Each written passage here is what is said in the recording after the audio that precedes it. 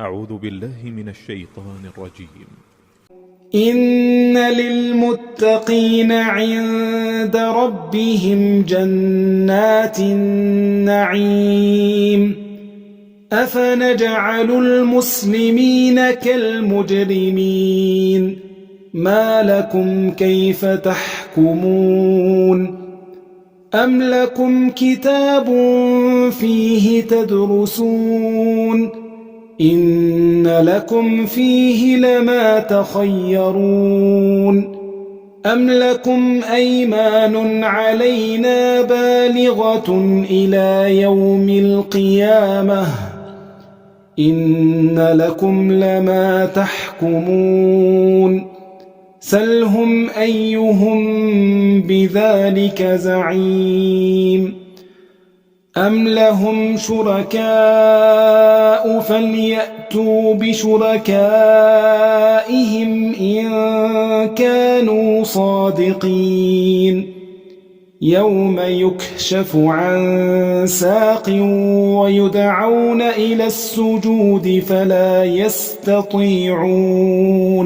خاشعة أبصارهم ترهقهم ذلة وقد كانوا يدعون إلى السجود وهم سالمون فذرني ومن يكذب بهذا الحديث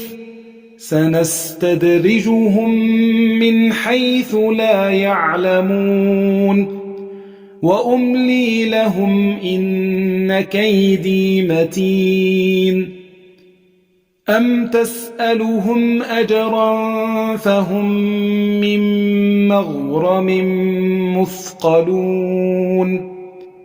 أم عندهم الغيب فهم يكتبون فاصبر لحكم ربك ولا تكن كصاحب الحوت إذ نادى وهو مكظوم لولا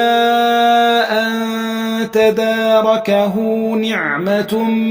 من ربه لنبذ بالعراء وهو مذموم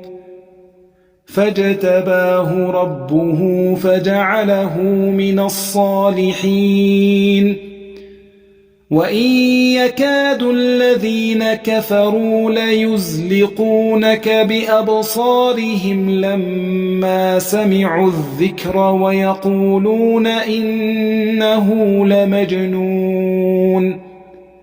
وما هو إلا ذكر للعالمين